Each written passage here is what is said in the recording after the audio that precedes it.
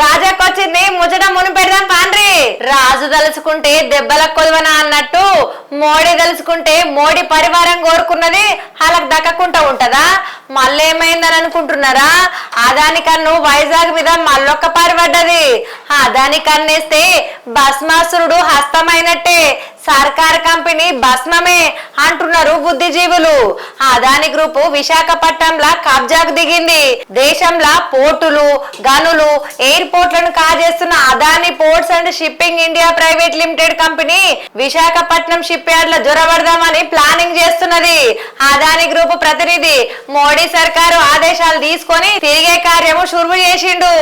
Adani company CEO vice president Rajesh కసరాగాడు Visakhapatnam shipyard కు ఈ నెల 8వ తారీఖు నాడు 3 గంటలకు వచ్చి గ్రీన్ బ్యాటరీ ట్యాక్స్ నిర్వహణ మీద ప్రెజెంటేషన్ ఇస్తాడంట. ఈయన్నే పొద్దుకి 6 గంటల దాకా ఉంటాడు. అట్నే షిప్స్ రిపేరింగ్ సెంటర్లు ఎట్టెట్ట పనిచేస్తున్నాయి, అన్ని రకాల విభాగాల అధిపతులతో కలిసి మాట్లాడతాడు. అందు గురించే కాన్ఫరెన్స్ హాల్ ని సర్వహంగులతో దిద్దుతున్నారు. మన దేశంలో సహజ వనరులు, సర్కార్ రంగ సంస్థల ఆస్తులను కాజేస్తందుకు అదాని అంబానీ ద్వయాన్ని కుడి ఎడమలుగా పెట్టుకొని బీజేపీ పాలన సాగిస్తుంది అని మేధావులు నెత్తి నోరు కొట్టుకుంటున్నారు కదా. వాళ్ళు చెప్పినట్టే ఇప్పుడు షిప్ యార్డ్లకు అదాని ఎంట్రీని కేంద్రము ఆస్కారం ఇచ్చిందని చర్చ నడుస్తున్నది. అంతకు మునుపు విశాఖపట్నం పోర్ట్ల EQ1 బెర్తును తీసుకొని ఒక 7 ఏళ్ల దాకా కార్గో హ్యాండ్లింగ్ జరిపియకుండా 100 కోట్లు వైజాగ్ పోర్టుకు నష్టం తెచ్చింది అదాని పోర్ట్స్. ఈ కథ మీకు ఎరుకున్నదే కదా. ఆల్రెడీ గంగవరం పోర్ట్ ని కబ్జా చేసింది అదాని గ్రూపు. ఇప్పుడు స్టీల్ ప్లాంట్ మీద షిప్ యార్డ్లకు కాలు మోపే ప్రయత్నాలు చేసిందంటే దీని వెనుక పక్కా కేంద్ర సర్కార్ హస్తం లేందే ఎట్ట చేసింది, అడిగెట్లేసింది అని అంటున్నారు.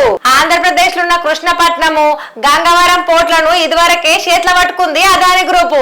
ఇంకిప్పుడు నౌక నిర్మాణ కేంద్రాల్లోకి ఎంట్రీ ఇస్తుందంటే విశాఖ షిప్ యార్డ్ ఉద్యోగుల, కార్మికుల గుండెల రాళ్లు పడ్డాయి.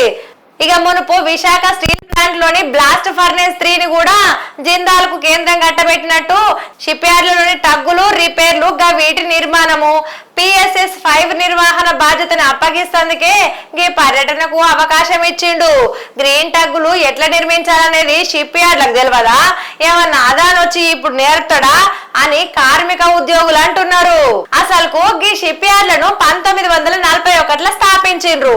అయితే ఫ్లీట్ సపోర్ట్ షిప్లను నిర్వహించడం వల్ల 18,000 కోట్ల టర్న్ ఓవర్ సాధిస్తామని CMD హేమంత్ ఖత్రి మొన్న 80వ వార్షికోత్సవం సందర్భంగా ప్రకటించిండు. మరిది పటాపంచలయ్యేటట్టు ఈ ఆర్డర్ ను కేంద్రము అదానికి కట్టబెట్టే కథలు తెర వెనుక నడిపిస్తుందని ఆరోపణలు వస్తున్నాయి. కొచ్చిన్ షిప్ యార్డ్లకు ఇదివరకే అదాని హార్బర్ సర్వీసెస్ లిమిటెడ్ చేరింది.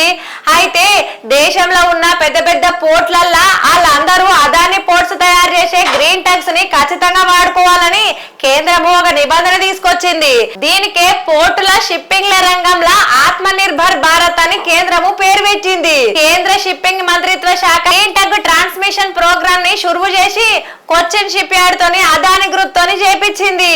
దేశమంతటా దీన్ని అమలు చేయడంతో అదాని అధికారం వీటి మీద పెంచే కుట్ర చేసింది కమలం సర్కారు. మునుపు HSL సబ్మెరైన్ P75I కాంట్రాక్ట్ కు అదాని టెండర్ వేసిండు. ఈ గ్రీన్ టగ్గులు షిప్ బిల్డింగ్ పరిశ్రమకు ఊతమిచ్చే పరిస్థితి ఉండదు అని విశాఖ షిప్ యార్డ్ కార్మికులు, ఉద్యోగులు చెప్తున్నారు. కానీ ఈ పేరు పెట్టుకొని ఇండ్లకు జొరబడి పెద్ద పెద్ద నౌకల నిర్మాణాల FSS ల కాంట్రాక్ట్ ను కబ్జా చేద్దామని కుట్ర చేస్తుంది.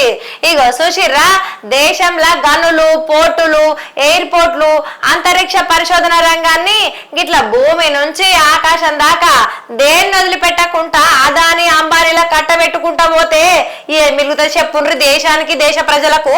అరే దోషి పెడతందుకు కూడా ఒక అడ్డు అదుపు ఉండొద్దా అంటున్నారు ఈ ముచ్చట తెలిసిన మేధావులు, బుద్ధిజీవులు. జనాలు విన్నారా మరి మోడీ పరివారం కథ? ఈ వీడియో మీద మీ కామెంట్ రాసుడు మర్చిపోకుండ్రి. ఇదులాంటి ముచ్చట మళ్ళీ రేపటి ఏకదం ముచ్చటతోని మళ్ళా కలుస్తా. ఆదివారం దాకా చూస్తూనే ఉండు T10.